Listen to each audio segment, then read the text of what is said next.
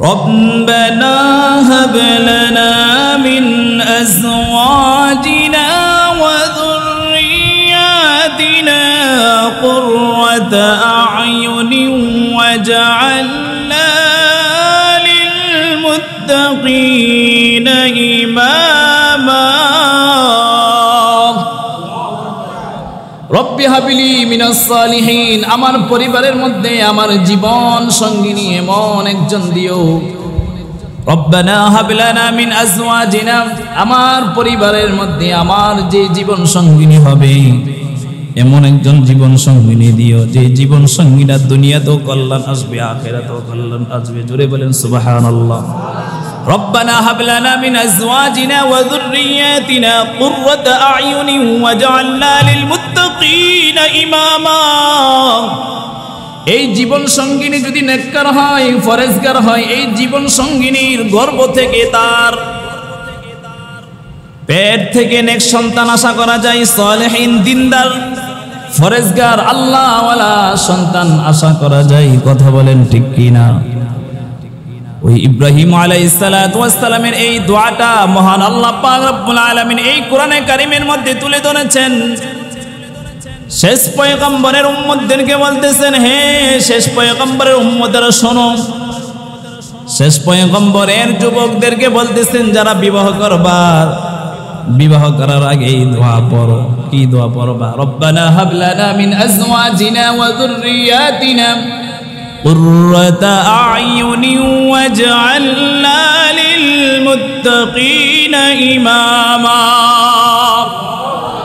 রব্বুল আলামিন আমার যে জীবন সঙ্গিনী হবে, আমার যে বিবি হবে, আমার স্ত্রী হবে, আল্লাহ তুমি আমার বিবি এবং স্ত্রীকে তুমি নেককার স্ত্রী, নেককার জীবন সঙ্গিনী বানাইয়া দিও। আল্লাহ তুমি আমার জীবন সঙ্গিনীকে নেককার ফরেজগার বানাইয়া দিও। আমার প্রজন্মের আমার ছেলে সন্তান যারা দুনিয়ার মধ্যে আসবে, যাদেরকে তুমি আমার পরিবারের মধ্যে দিবা, ভূমিষ্ঠ করাইবা, ওই সন্তানগুলোকে তুমি নেককার ফরেজগার বানাইয়া দিও। ইব্রাহিম আলাইহিস সালাতু ওয়াস সালাম দোয়া করতেন আল্লাহর কাছে, রব্বানা হাব লানা মিন আজওয়াজিনা ওয়া যুররিয়াতিনা কুররাতা আয়ুনি ওয়াজআলনা লিল মুত্তাকিনা ইমামা। আল্লাহ আমার জীবন সঙ্গিনী নেককারনি জীবন সঙ্গিনী দিয়ে দাও। হযরত ইব্রাহিম আলাইহিস সালাতু ওয়াস সালাম বিবাহ করলেন হযরতে সারা আলাইহিস সালাতু ওয়াস সালামকে। 1 বছর নয়, 2 বছর নয়, দীর্ঘ অনেক 3 বছর চলে যায়। আল্লাহর কাছে দোয়া করেন, রব্বি হাবলি মিনাস সালিহিন, আল্লাহ তোমার পক্ষ থেকে আমাকে একটা নেককার সন্তান দাও। আল্লাহু আকবার। আল্লাহ তাআলার কাছে দোয়া করেন হযরত ইব্রাহিম আলাইহিস সালাতু ওয়াস সালাম। কি দোয়া করেন? রব্বি হাবলি মিনাস সালিহিন, আল্লাহ তোমার পক্ষ থেকে আমার পরিবারের মধ্যে একটা নেক সন্তান দাও। আমরা যখন আল্লাহর কাছে দোয়া করব, নেক সন্তানের জন্য দোয়া করব। কি সন্তান? নেক সন্তান দাও আল্লাহ, নেক সন্তান দাও। হযরত ইব্রাহিম আলাইহিস সালাতু ওয়াস সালামকেও আল্লাহ তাআলা নেক সন্তানের ঘোষণা দিচ্ছেন, ফাবাশশারনাহু বিগুলামিন হালিম।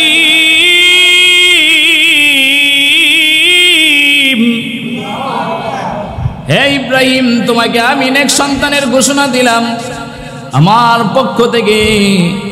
ফাবাশশারনাহু বিগুলামিন হালিম, নেক সন্তানের গোলাম আমি আল্লাহ পাক রব্বুল আলামিন তোমার পরিবারের মধ্যে আমি আল্লাহ তাআলা ঘোষণা করলাম। হযরত ইব্রাহিম আলাইহিস সালাতু ওয়াস সালাম এক এক করে আল্লাহ তাআলার কাছে পরীক্ষা দিতে হয়েছে। প্রথমত হযরত ইব্রাহিম আলাইহিস সালাতু ওয়াস সালাম ওনার পরিবারের মধ্যে, যে পরিবারের মধ্যে জন্মগ্রহণ করলেন, ওই পরিবারটা ছিল মুশরিক, ওই পরিবারটা ছিল মূর্তি পূজক। আল্লাহ পাক রব্বুল আলামিন ওই পরিবারের মধ্যে হযরত ইব্রাহিম আলাইহিস সালাতু ওয়াস সালামকে জন্মগ্রহণ করিয়েছিলেন। তারপরও হযরত ইব্রাহিম আলাইহিস সালাতু ওয়াস সালাম যখন বুঝের হইলেন, একটু একটু করে বুঝতে পারেন, তখন হযরত ইব্রাহিম আলাইহিস সালাতু ওয়াস সালামকে নমরুদের আগুনের মধ্যে পড়তে হয়েছিলেন। দ্বিতীয় পরীক্ষা।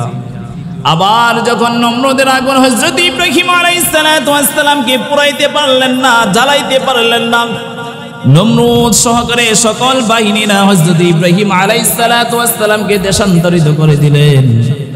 হযরত ইব্রাহিম এবং সারা আলাইহিস সালাতু ওয়াস সালাম ইরাকের মধ্যে দিন প্রচারের জন্য চলে গিয়েছিলেন। জোরে বলেন সুবহানাল্লাহ।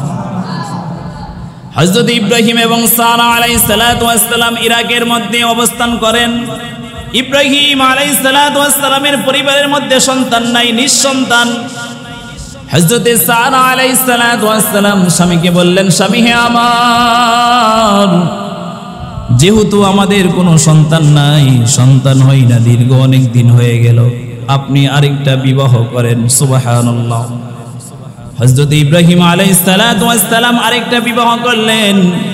দ্বিতীয় বিবির নাম হলো হযরতে হাজরা আলাইহিস সালাতু ওয়াস সালাম, যিনি হলেন হযরতে ইসমাঈল আলাইহিস সালাতু ওয়াস সালামের আম্মা জান। সুবহানাল্লাহ। হযরতে হাজরা আলাইহিস সালাতু ওয়াস সালামের গর্ভের মধ্যে হযরত ইসমাঈল আলাইহিস সালাতু ওয়াস সালাম আসলেন। হযরত ইসমাঈল আলাইহিস সালাতু ওয়াস সালাম বিবি হাজরার গর্ভের মধ্যে যখন আসলেন, হযরত ইব্রাহিম আলাইহিস সালাতু ওয়াস সালাম আল্লাহ তাআলার কাছে সব সময় দোয়া করতেন, রব্বি হাবলি মিনাস সালিহিন, ফাবাশশারনাহু বিগুলাবিন হালিম।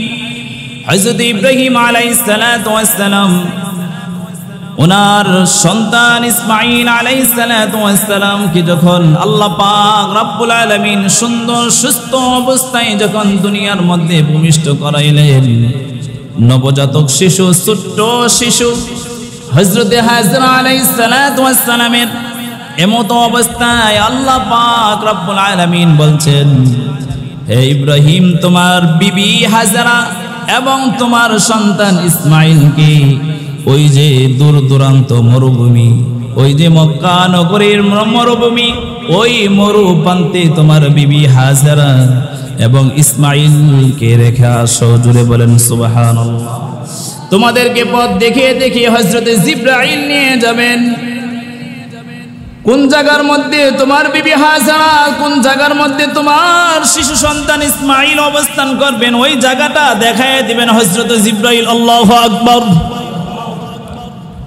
আল্লাহ পাক রব্বুল আলামিনের দিক নির্দেশনা 1 নয়, 2 নয়, 3 বছর নয়, দীর্ঘ 90 বছর বয়সে হযরত ইব্রাহিম আলাইহিস সালাতু ওয়াস সালামের পরিবারের মধ্যে সন্তান দিয়েছিলেন একজন। তিনি হলেন কে? তিনি হলেন আল্লাহ। আল্লাহ পাক রব্বুল আলামিন দুনিয়ার মানুষদেরকে জানিয়ে দিচ্ছেন, হে দুনিয়ার মানুষ সকল, যাদের পরিবারের মধ্যে সন্তান হয় না, নিঃসন্তান, মন খারাপ করার কোনো কারণ নাই। আমি কিন্তু হযরত ইব্রাহিম আমার খলিলকেও 90 বছর বয়সে আমি আল্লাহ তাআলা তার পরিবারের মধ্যে ইসমাঈলকে আমি আল্লাহ তাআলা দিয়েছিলাম। আল্লাহু আকবার। তার জন্য মুসলমান বাবা ভাইয়েরা, মেয়ে সন্তান দিতে পারেন, তিনি হলেন কে? ছেলে সন্তানও দিতে পারেন, তিনি কে? আবার ছেলে এবং মেয়ে কোনোটাই দিতে পারেন না, তিনি হলেন কে? আল্লাহ পাক রব্বুল আলামিন। আমি কিছু কিছু বান্দাদেরকে ছেলে সন্তান দেই, কিছু কিছু বান্দাদেরকে আমি মেয়ে সন্তান দেই, আবার কাউকে ছেলেও দেই, মেয়ে দেই, আবার কাউকে ছেলেও দেই না, মেয়েও দেই না। এটা আমি আল্লাহ তাআলার ক্যারেক্টার। কথা বলেন ঠিক কিনা? আল্লাহ তাআলা বলেন, আমার আল্লাহর কাছে চাওয়া বন্ধ করিও না। হযরত ইব্রাহিম আলাইহিস সালাতু ওয়াস সালাম চাওয়া বন্ধ করে নাই। হযরত ইব্রাহিম আলাইহিস সালাতু ওয়াস সালাম 90 বছর বয়সে উনি দোয়া করেছিলেন, রব্বি হাবলি মিনাস সালিহিন।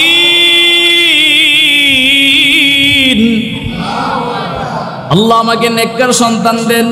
90 বছর বয়সে হযরতে হাজরা ইব্রাহিম আলাইহিস সালাতু ওয়াস সালামের দ্বিতীয় বিবি হযরতে হাজরা আলাইহিস সালাতু ওয়াস সালামের গর্ভের মধ্যে শিশু ইসমাঈলকে আল্লাহ দান করেছিলেন।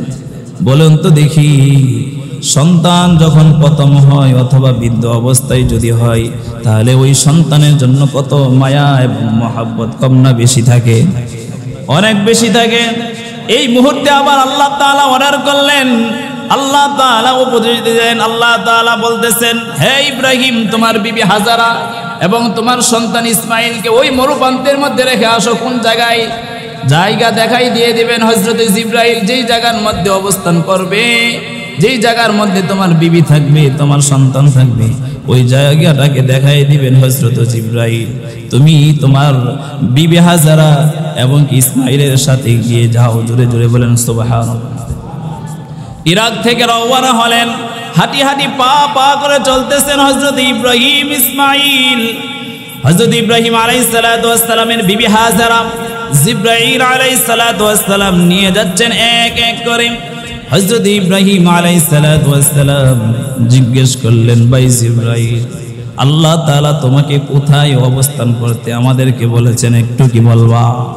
হযরত ইব্রাহিম আলাইহিস সালাতু ওয়াস সালামকে হযরত জিবরাইল বলেন, ওগো আল্লাহর নবী ইব্রাহিম, হাঁটতে থাকেন, সামনে একটু পথ পাড়ি দিলেই আল্লাহর নির্দেশ ক্রমে আপনাদের অবস্থান জায়গা, থাকার জায়গা হয়ে যাবে।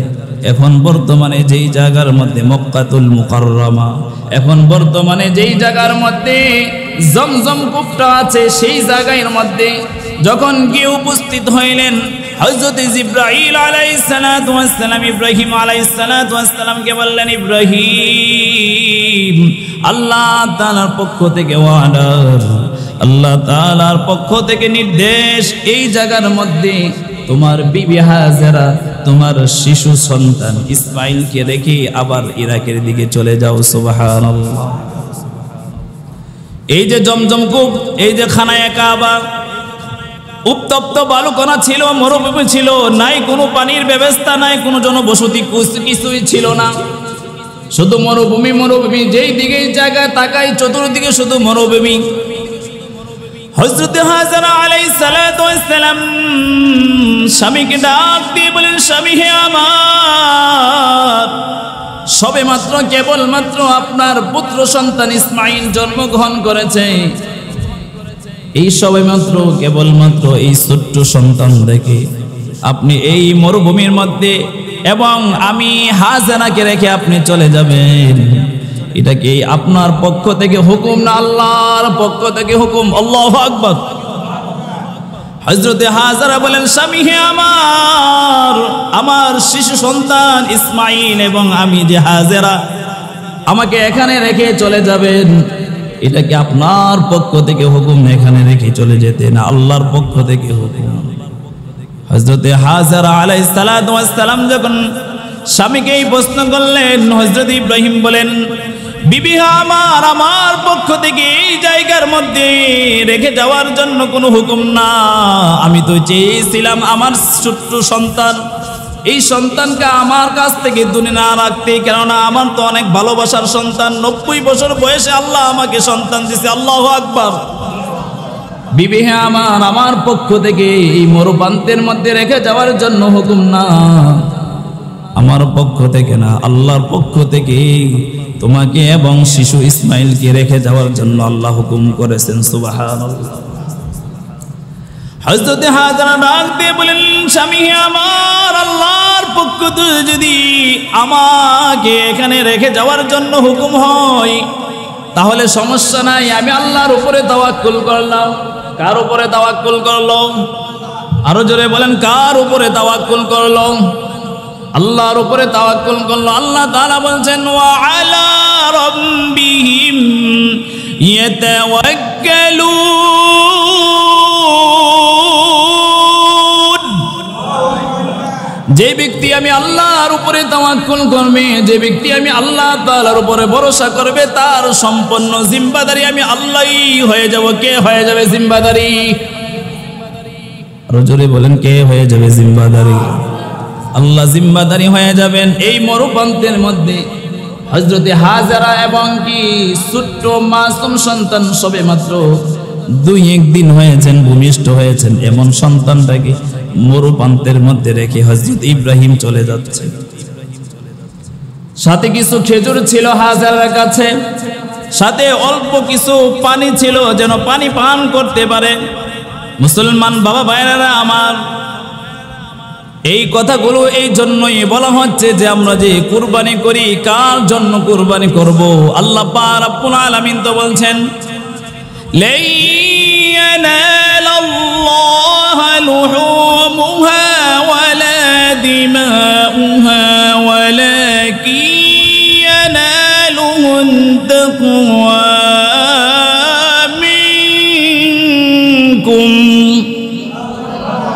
আল্লাহ পাক রব্বুল আলামিন বলছেন দুনিয়ার মানুষ কুরবানি করবা তো আমার জন্য, কিন্তু আমি আল্লাহর কাছে কোনো তোমাদের কুরবানির গোশত পৌঁছে না, আমি আল্লাহর কাছে রক্ত মাংস কোনো কিছুই আমি আল্লাহর কাছে পৌঁছে না। আমি আল্লাহ তাআলা তোমাদের অন্তরের দিকে তাকায় দেখি তোমাদের অন্তরের মধ্যে কার মহব্বতের জন্য আমি আল্লাহর রাস্তায় কুরবানি করতেছো। সুবহানাল্লাহ। হযরত ইব্রাহিম আলাইহিস সালাতু ওয়াস সালাম বিবি হাজারা এবং ইসমাইলকে রেখে আবার চলে যায়। মরুপ্রান্তে কোনো মানুষ নাই, কোনো জনবসতি নাই, কোনো খাবার এত স্তব্ধ নাই, শুধু কয়েকটা খেজুর এবং কয়েক মশক পানি রয়েছে। হযরত ইব্রাহিম আলাইহিস সালাতু ওয়াস সালাম আবার ইরাকের দিকে চলে হলেন। এক এক দুই দুই এরকম যেতে যেতে একদিন দেখা যায় হাজার আলাইহিস সালাতু ওয়াস সালামের কাছে যেই খেজুর ছিল এই খেজুর খাওয়া শেষ হয়ে গেছে, যেই পানি ছিল এই পানিও শেষ হয়ে গেছে। সুবহানাল্লাহ। আমাদের মা বোনেরা ভালো খাবার খেতে পারলে বাচ্চার দুধ খেতে পারে, বাচ্চার দুধ হয় মায়ের স্তনে। হযরত হাজার আলাইহিস সালাতু ওয়াস সালামের খাবারও শেষ, পানিও শেষ, ভালোভাবে বাচ্চা দুধও পায় না। হযরত ইসমাঈল আলাইহিস সালাতু ওয়াস সালাম দুধও পান করতে পারেন না। মা হযরত হাজারা টেনশনে পড়ে গেলেন। এই জনবসতির মধ্যে মরুপ্রান্তের মধ্যে নাই কোনো পানির ব্যবস্থা, নাই কোনো খাবারের ব্যবস্থা, নাই কোনো মানুষ। কোথায় যাব, কার কাছে যাব, কোন দিকে আমার সন্তানকে ফেলে যাব? আল্লাহু আকবার। এখন বর্তমানে যারা হাজী সাহেবরা হজ করতে যায়, সাফা এবং মারওয়া পাহাড় দুইটা, একটা পাহাড়ের নাম হলো সাফা পাহাড়, আরেকটা পাহাড়ের নাম হলো মারওয়া পাহাড়। এই সাফা এবং মারওয়া দুইটা পাহাড়ের মধ্যে প্রত্যেকটা হাজী 7 বার করে দৌড়াইতে হয়। কয়বার করে? 7 বার করে। এই 7টা দৌড়, 7টা চক্কর দিয়ে কোথায় থেকে এসেছে? হযরত হাজার আলাইহিস সালাতু ওয়াস সালামের কাছে পানিও নাই, খেজুরও নাই, খাবার কোনো কিছুই নাই। হাজার আলাইহিস সালাতু ওয়াস সালাম সাফা পাহাড়ের উপরে উঠলেন বাচ্চার জন্য, ইসমাইলের জন্য কোথাও পানি পাওয়া যায় কিনা দেখার জন্য। সাফা পাহাড়ের মধ্যে যখন উঠলেন দেখা যায় মারওয়া পাহাড়ের দিকে পানি চিকচিক করতেছে। ভাবলেন মনে হয় মারওয়া পাহাড়ের দিকে মনে হয় পানি পাওয়া যাবে। আল্লাহু আকবার। আবার মারওয়া পাহাড়ের মধ্যে উঠলেন হাজেরা, দেখেন না না পানি তো দেখা যায় না, ওই যে মরুভূমির বালুকণা চিকচিক করে ওইগুলোকে পানি বোঝা যায়। মারওয়া পাহাড় থেকে নেমে আবার সাফা পাহাড়ের মধ্যে উঠলেন। এরকম ভাবে একবার নয়, দুইবার নয়, 7 বার দুইটা পাহাড়ের মধ্যে উঠলেন। জোরে বলেন সুবহানাল্লাহ। ইন্নাস সাফা ওয়াল মারওয়াতা মিন শাআইরিল্লাহ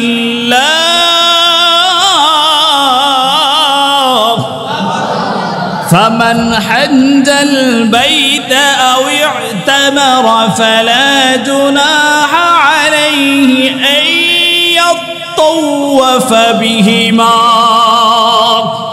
আল্লাহ বলেন হাজেরা তার সন্তান ইসমাইলের জন্য যে সাফা এবং মারওয়া পাহাড়ের মধ্যে 7 বার দৌড় দিয়েছেন, এই দৌড়টা আমি আল্লাহর কাছে অনেক পছন্দ হয়েছে, অনেক মায়া লেগেছে। কিয়ামত পর্যন্ত যারা কিনা খানায়ে কাবা হজ করতে আসবে তাদের জন্য সাফা এবং মারওয়া 7 বার দৌড়ানি তাদের জন্য ওয়াজিব করে দিলাম। সুবহানাল্লাহ। 7 বার যখন হাজার আলাইহিস সালাতু ওয়াস সালাম পানির আশায় সন্তানকে তার মুখের মধ্যে যেন 1 সিমটি পানি দিতে পারে, এই আশায় যখন সাফা এবং মারওয়া পাহাড়ের মধ্যে দৌড়াদৌড়ি করলেন, হঠাৎ মনে আসলো হাইরে পানির জন্য আমি ছুটছি, পানির জন্য আমি দেওয়ানা হয়ে গেলাম, ওই দিক দিয়ে আমার সন্তানকে যে রেখে আসলাম, আমার সন্তান কি অবস্থা আছে একটু উকি দিয়ে দেখি। সুবহানাল্লাহ। মুসলমান বাবা ভাইয়েরা এই কথাগুলো যদি শুনেন তাহলে দিলটা নরম করে অবশ্যই চোখের পানি ছাড়বেন। আল্লাহ পাক রব্বুল আলামিন হযরত ইব্রাহিম আলাইহিস সালাতু ওয়াস সালামকে কেমন পরীক্ষা করেছিলেন, কেমন কঠিন পরীক্ষার মধ্যে হযরত ইব্রাহিম আলাইহিস সালাতু ওয়াস সালাম পড়েছিলেন। হাজরা আলাইহিস সালাতু ওয়াস সালাম বললেন, যে সন্তানের জন্য পানির আশায় দৌড়াদৌড়ি করতেছি ওই সন্তানকে একটু উকি দিয়ে দেখি সন্তান দুনিয়ার মধ্যে আছে না নাই। সুবহানাল্লাহ। আবার পাহাড়ের উপরে উঠলেন, দেখতেছেন সন্তান হাতগুলো পাগুলো এমন ভাবে নাচাচ্ছেন, নাড়াইতেছেন। পাহাড়গুলো থেকে নেমে সন্তান ইসমাইলের কাছে গেলেন। পানি না পেয়ে হতাশা হয়ে সন্তানের কাছে গেলেন। আল্লাহ পাক রব্বুল আলামিনের কি কুদরত!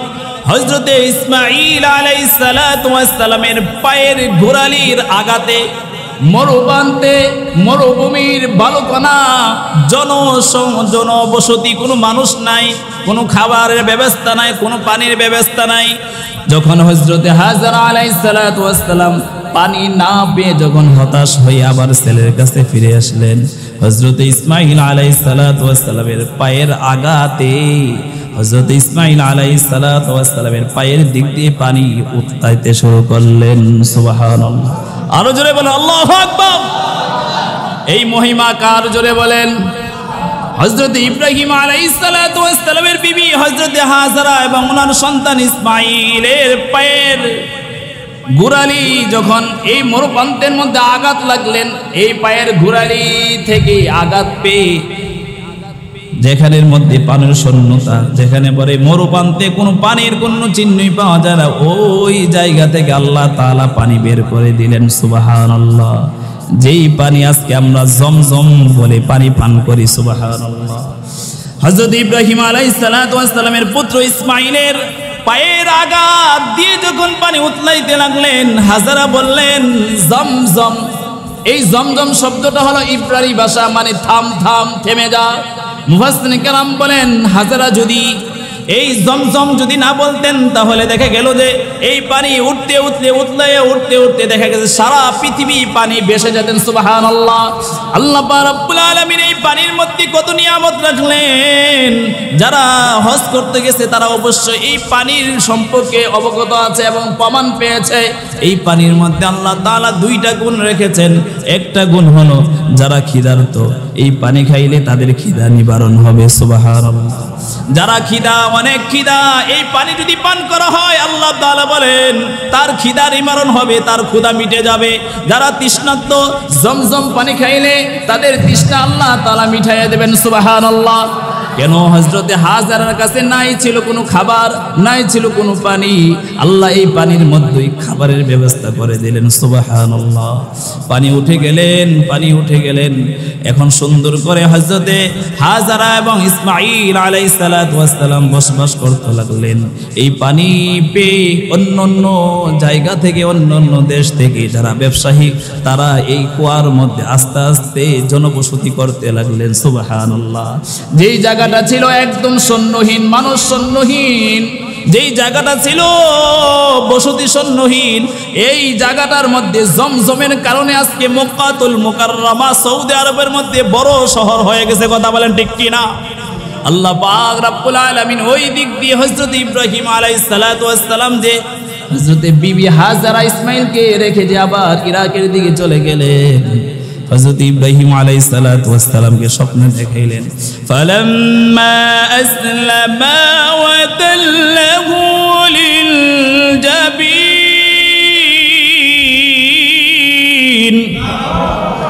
ওয়া নাদাইনাহু আই ইয়া ইব্রাহিম। ইব্রাহিম আলাইহিস সালাতু ওয়াস সালামকে আল্লাহ নির্দেশ দিলেন, হে ইব্রাহিম, তোমার ছেলে সন্তানকে যে ওই মক্কা সৌদি আরব রেখে এসেছিল, যাও না গিয়ে দেখে আসো। ওই যে রেখে এসেছিল ইসমাঈলকে ছোট্ট অবস্থায়, আল্লাহ আবার যে অর্ডার করছেন এই জায়গার মধ্যে, ফাঁকা জায়গার মধ্যে দীর্ঘ 12 থেকে 13 বছর হয়ে গেছে। সুবহানাল্লাহ! ছোট্ট মাসি হাজরাকে যে জায়গার মধ্যে কোনো মানুষ নাই, মরুপ্রান্ত কোনো কিছুই নাই, ওই জায়গার মধ্যে আল্লাহর নির্দেশে রেখে এসেছিলেন। দীর্ঘ 12 থেকে 13 বছর পর আবার আল্লাহর কাছ থেকে অর্ডার পাইলেন, ইব্রাহিম যাও তোমার বিবিকে এবং তোমার সন্তানকে দেখে আসো। সুবহানাল্লাহ! হযরত ইব্রাহিম আলাইহিস সালাতু ওয়াস সালাম ইরাক থেকে রওনা হলেন। হযরত ইব্রাহিম আলাইহিস সালাতু ওয়াস সালামের বিবি হাজরাকে এবং ওনার সন্তান ইসমাঈলকে দেখার জন্য গিয়ে দেখলেন ছোট্ট ইসমাঈল আর ছোট নাই, এখন বড় হয়ে গেছে, এখন বাবার সাথে কাজ করার মতো বয়স হয়ে গেছে, 12-13 বছরের বালক হয়ে গেছে। এমন সময় আল্লাহ পাক রব্বুল আলামিন হযরত ইব্রাহিম আলাইহিস সালাতু ওয়াস সালামকে স্বপ্ন দেখায়, হে ইব্রাহিম, আমি আল্লাহর রাস্তায় তোমার প্রিয় বস্তু কুরবানি করো। সুবহানাল্লাহ। আল্লাহ তাআলা যখন এই স্বপ্ন দেখাইলেন, হযরত ইব্রাহিম আলাইহিস সালাতু ওয়াস সালাম 100 উট আল্লাহর রাস্তায় দান করে দিলেন। সুবহানাল্লাহ। 100 উট কুরবানি করে দিলেন। আবার দ্বিতীয় দিন হযরত ইব্রাহিমকে স্বপ্নে দেখান, হে ইব্রাহিম, আমি আল্লাহর রাস্তায় তোমার প্রিয় বস্তু কুরবানি করো। আবার দ্বিতীয় দিন 200 উট আল্লাহর রাস্তায় কুরবানি করে দিলেন। তৃতীয় দিন একই স্বপ্ন, হে ইব্রাহিম, আমি আল্লাহর রাস্তায় তুমি তোমার প্রিয় বস্তু কুরবানি করো। হযরত ইব্রাহিম আলাইহিস সালাতু ওয়াস সালাম বুঝতে আর দেরি হলো না, 90 বছরে আমি আল্লাহ তাআলার পক্ষ থেকে আমাকে আল্লাহ একটা সন্তান দিয়েছে, ইসমাঈলকে। আমি ইব্রাহিমের কাছে ইসমাঈল থেকে মোহাব্বতের প্রিয় বস্তু আর হতে পারে না। আল্লাহু আকবার। অবশ্যই আল্লাহ তাআলা আমাকে বলতে এসেছে ইসমাঈলকে জবাই করার জন্য, ইসমাঈলকে কুরবানি করার জন্য। আল্লাহু আকবার। 90 বছর বয়সে সন্তান দিলেন ইব্রাহিমের ঘরে। আবার যখন 12-13 বছর বয়স হইলেন, আল্লাহর পক্ষ থেকে আবার জবাই করার জন্য বলতেছে। কেমন পরীক্ষা, কেমন আল্লাহ তাআলার কাছে পরীক্ষা দিতেছে হযরত ইব্রাহিম। ইব্রাহিম আলাইহিস সালাতু ওয়াস সালাম ওনার সন্তানের কাছে কি এরকম ভাবে অনুমতি যাচ্ছেন এবং বলতেছেন, হে বাবা, তোমার কাছে আমি একটা আরজি নিয়ে আসছি। আল্লাহ পাক রব্বুল আলামিন আমাকে স্বপ্নে দেখাইছেন আল্লাহ তাআলার রাস্তায় তোমাকে কুরবানি করার জন্য। জোরে জোরে বলেন সুবহানাল্লাহ। فلما بلغ معه السعي قال يا بني إني أرى في المنام أني أذبحك فانظر ماذا ترى। ইব্রাহিম আলাইহিস সালাতু ওয়াস সালাম বললেন, সন্তান রে আমার, তিনবার আমাকে আল্লাহ স্বপ্নে দেখাইছেন আল্লাহর রাস্তায় যেন প্রিয় বস্তুটা আমি কুরবানি করি। আমার এই দুনিয়ার মধ্যে তুমি ছেলে থেকে আমার কাছে আর প্রিয় বস্তু নাই, মহব্বতের বস্তু নাই।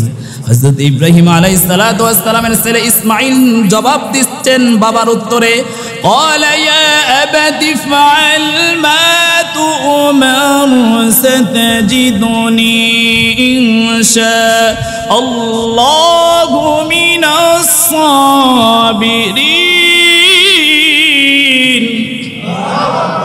বাবা যখন প্রস্তাব রাখলেন আল্লাহর রাস্তায় তোমাকে কুরবানি হতে হবে, আল্লাহর রাস্তায় তোমাকে কুরবানি করার জন্য আমার আল্লাহ বলেছেন, ছেলেও বলতেছেন, বাবা শুনেন, আল্লাহ যদি আপনাকে বলে থাকে আমাকে কুরবানি করার জন্য আল্লাহর রাস্তায়, আমি ছেলে, আমি ইসমাঈলও আমি প্রস্তুত আছি আল্লাহর রাস্তায় কুরবান হওয়ার জন্য। আল্লাহু আকবার।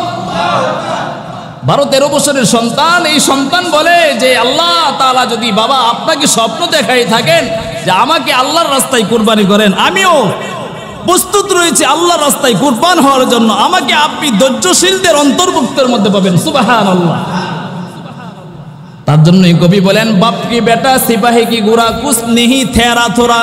যেমন বাবা আল্লাহ তাআলার প্রিয় হয়ে গেছেন, তেমন সন্তান ইসমাঈলও আল্লাহ তাআলার প্রিয় হয়ে গেছেন।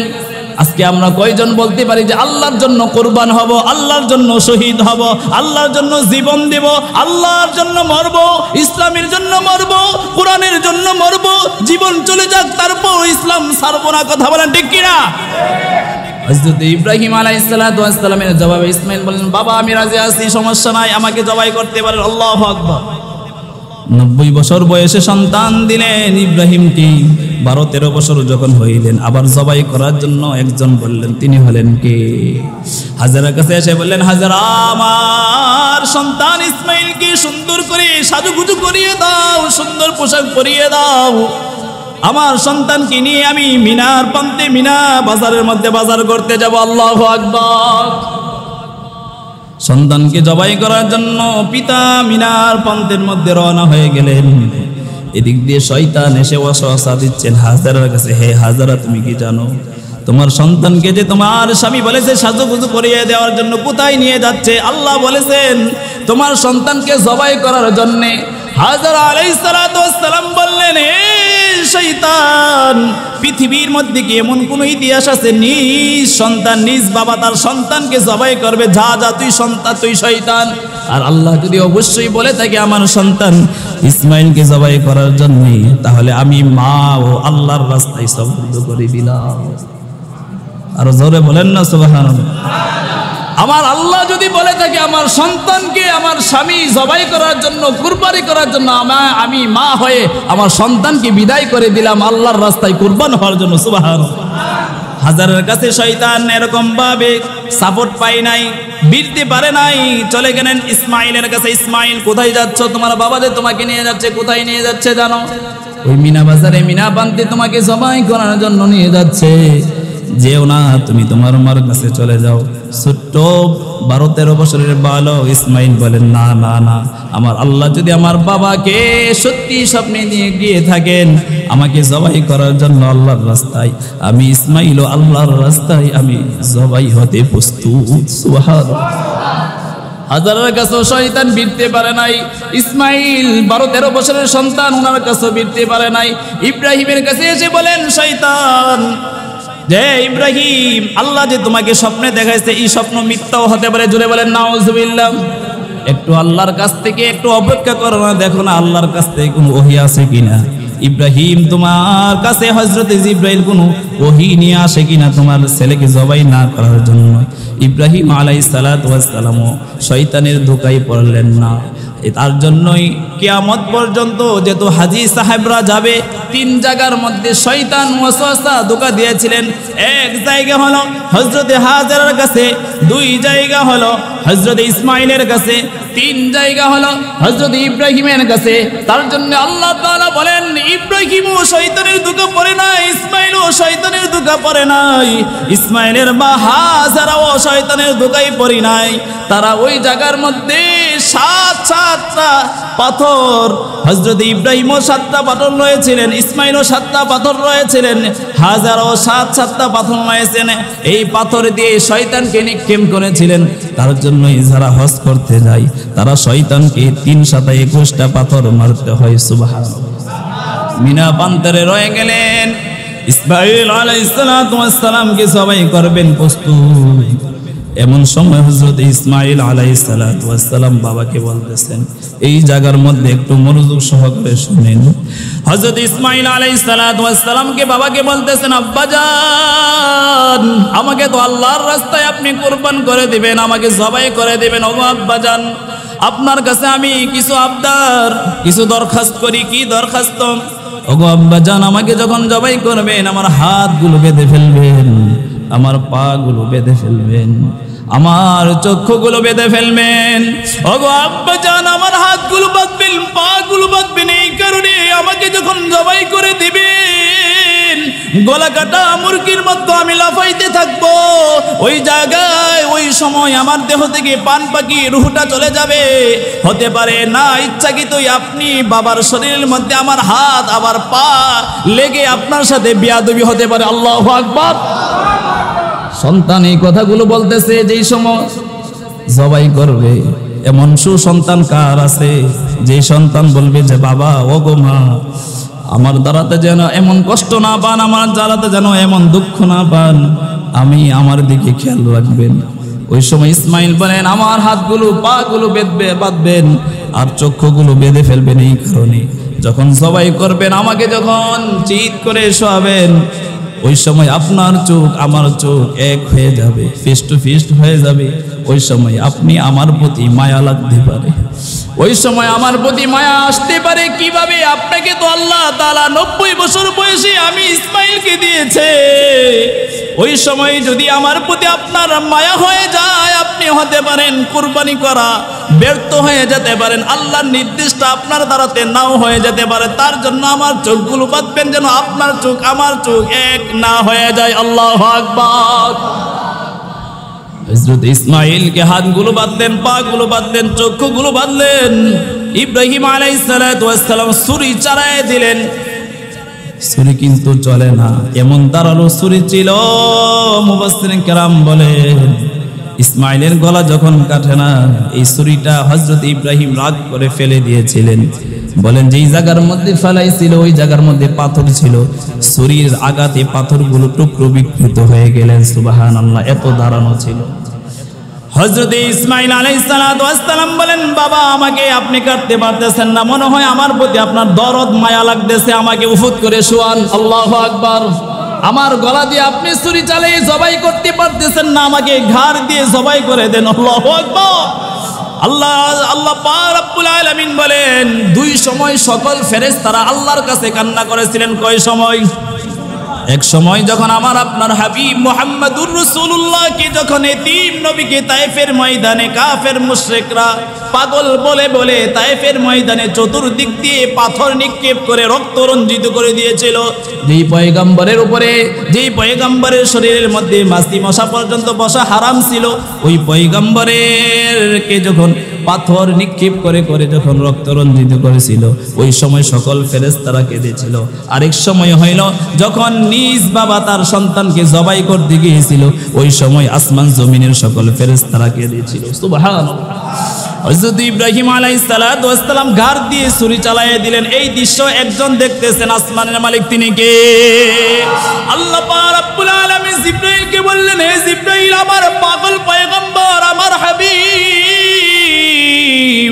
হযরত ইব্রাহিম পরীক্ষার মধ্যে ফার্স্ট পরীক্ষা উত্তীর্ণ হয়েছে, তাড়াতাড়ি ইসমাইলের বদৌলতে জান্নাত থেকে দুম্বা ইব্রাহিমের শরীর নিচের মধ্যে রেখে দিয়ে আসো। আল্লাহু আকবার। আমরা যে জিলহজ মাসের 9 তারিখ থেকে 13 তারিখ পর্যন্ত আইয়ামে তাশরিক পড়ি। আল্লাহু আকবার, আল্লাহু আকবার, লা ইলাহা ইল্লাল্লাহু আল্লাহু আকবার, আল্লাহু আকবার ওয়ালিল্লাহিল। এই তাশরিকটা কোথায় থেকে এসেছে? হযরতে জিবরাইল আলাইহিস সালাতু ওয়াস সালাম জান্নাত থেকে দুম্বা নিয়ে আসবে, এমন সময় আসমান থেকে হযরতে জিবরাইল একটা আওয়াজ দিলেন, আল্লাহু আকবার, আল্লাহু আকবার। জোরে বলেন সুবহানাল্লাহ। ইব্রাহিম আলাইহিস সালাতু ওয়াস সালাম এমন আওয়াজ যখন পাইলেন, তখন ইব্রাহিম উপরের দিকে তাকাইলেন, ছুরি চালানো বন্ধ করে উপরের দিকে তাকাইলেন। ইব্রাহিম আলাইহিস সালাতু ওয়াস সালাম জিবরাইলকে দেখে বলতেছেন, লা ইলাহা ইল্লাল্লাহু আল্লাহু আকবার, আল্লাহু আকবার। জোরে বলেন সুবহানাল্লাহ। ইব্রাহিম আলাইহিস সালাতু ওয়াস সালাম ছুরি চালানো বন্ধ করে দিলেন। জিবরাইল ইসমাইলের জায়গায় দুম্বা দিয়ে দিলেন। ইব্রাহিমের শরীর নিচ থেকে ইসমাইল উঠে বললেন, লা ইলাহা ইল্লাল্লাহু আল্লাহু আকবার, আল্লাহু আকবার ওয়ালিল্লাহিল হামদ। একজনের প্রশংসা সবসময় হবে, তিনি হলেন কে? সকল প্রশংসা একজনের, তিনি হলেন আল্লাহ। ইসমাইল প্রশংসা আদায় করলেন, শুকরিয়া আদায় করলেন। আর এদিক দিয়ে আল্লাহ তাআলা মহাগ্রন্থ আল কোরআনের মধ্যে হযরত ইব্রাহিম আলাইহিস সালাতু ওয়াস সালামকে বলে দিচ্ছেন, হে ইব্রাহিম, فلما أسلم وتله للجبين وناديناه أن يا إبراهيم قد صدقت الرؤيا إنا كذلك نجزي المحسنين। হে ইব্রাহিম, আমি তো চেয়েছিলাম তোমাকে পরীক্ষা করার জন্য, 90 বছর বয়সে তোমার সন্তান তোমার কাছে প্রিয় না, আমি আল্লাহর হুকুমটা প্রিয়। সুবহানাল্লাহ। তুমি কি তোমার পুত্রকে বেশি ভালোবাসো না আমি আল্লাহকে বেশি ভালোবাসো? আমি তো চাই নাই তোমার সন্তানকে জবাই করার জন্য, আমি যদি চাইতাম ঠিকই জবাই করে দিতাম। আমি তোমার মনের পরীক্ষা করেছি, তোমার অন্তরের পরীক্ষা করেছি। আল্লাহ তাআলা বলছেন, লা ইয়ানালাল্লাহু লুহুমুহা ওয়ালা দিমাউহা ওয়ালাকিন ইয়ানালুহুত তাকওয়া মিনকুম। দুনিয়ার মানুষ জবাই করো, 1, 1.5 লাখ, 2 লাখ, 3 লাখ, 4 লাখ, 5 লাখ টাকা দিয়ে জবাই করো, কিন্তু এই জবাই যে করবা, এই টাকা যে পশুর পিছনে খরচ করবা, একজনকে সন্তুষ্ট করার জন্যই থাকতে হবে, তিনি হলেন কে? তার জন্য আমরা কুরবানি করব। কার জন্য? আমরা কুরবানির পশু ভালো সুন্দর মোটা তাজা দেখে কিনবো, একজনের জন্য, তিনি হলেন কে? আজকে আমাদের এই বাংলাদেশের মধ্যে কুরবানি আসলে, মুসলমানের কোনো উৎসব আসলে কিছু হিন্দুত্ববাদীরা এরকম ভাবে স্লোগান দিতে থাকে যে ধর্ম যার যার উৎসব সবার। কথা বলেন ঠিক কিনা? ওই হিন্দুত্ববাদীদেরকে আমরা জানিয়ে দিতে চাই, তোমরা যদি এই স্লোগান দাও যে ধর্ম যার যার উৎসব সবার, তাহলে তোমরাও শুনে রাখো আমাদেরও সামনে ঈদুল আজহা আছে, আমাদেরও সামনে ঈদুল আজহা কুরবানির দিবস আসতেছে, কুরবানির দিন আসতেছে। তোমরাও ওই হিন্দুত্ববাদীরাও তোমরাও আমাদের সাথে ঈদুল আজহার নামাজের ঈদগাহের মধ্যে যাইতে হবে। কথা বলেন ঠিক কিনা? তোমরাও গরু কুরবানি যখন মুসলমানের সন্তানরা করে ওই সময় তোমরাও শরীক হতে হবে। মুসলমানের সন্তানরা যখন গরুর গোশত যখন এরকম ভাবে ভক্ষণ করে খাবার খাও, তোমরাও হিন্দুত্ববাদীরাও তোমরাও খেতে হবে, তাহলেই হবে। ধর্ম যার যার উৎসব সবার। কথা বলেন ঠিক কিনা? আর যদি তোমরা এই নিয়ত করে তোমরা এরকম ভাবে তোমরা যদি এরকম স্লোগান দাও, তোমাদের পূজা মণ্ডপের মধ্যে আমাদের মুসলমানের সন্তানরা দেওয়ার জন্য উস্কানি দাও যে ধর্ম যার যার আর ইসলাম ধর্ম যার যার উৎসব হবে সবার, তাহলে শুনে রাখো তোমরাও আমাদের মুসলমানের প্রত্যেকটা অংশগ্রহণ প্রত্যেকটা উৎসবের মধ্যে অংশগ্রহণ করতে হবে। না হলে আমাদের এই মুসলমানের দেশের মধ্যে 95% মুসলমানের দেশের মধ্যে এই স্লোগান চলবে না যে ইসলাম ধর্ম যার যার আর উৎসব সবার। কথা বলেন ঠিক কিনা? আজকে কিছু হিন্দুত্ববাদীরা আমাদের সরল সোজা যুবকদেরকে নিয়ে সিনেমিলি খেলছেন। তারা কত সুন্দর করে বলে, আরে ভাই ধর্ম যার যার সমস্যা নাই, আমরা তো ভাই ভাই, আমাদের মূর্তি পূজার মধ্যে অংশগ্রহণ করতে পারো না। ইসলামের মধ্যে কখনো হিন্দুত্ববাদীদেরকে কখনো সাপোর্ট করে না। কথা বলেন ঠিক কিনা? তারা যদি এই স্লোগান দিয়ে তাদেরকে ওই স্লোগান জানিয়ে দিবেন, আমাদের উৎসবের মধ্যেও তোমরা গরু গোশত খাইতে আসতে হবে, আমাদের ঈদগাহের মধ্যেও তোমরা আসতে হবে, আমাদের এরকম গরু জবাই যখন করি তখনও তোমরা আসতে হবে। আল্লাহ পাক রব্বুল আলামিন যেন আমরা সঠিক নিয়তে আল্লাহকে রাজি এবং সন্তুষ্ট করার জন্য যেন আমরা কুরবানি সামনে করতে পারি, হালাল উপার্জনের জন্য করতে পারি, সেই তৌফিক দান করুন। সকলে বলুন আমিন। আজকে সময় বেশি হয়ে গেছে এই কারণে যে এক জায়গাতে আরেক জায়গায় এই পর্যন্ত না আসলে আপনারা অবশ্যই বুঝবেন না।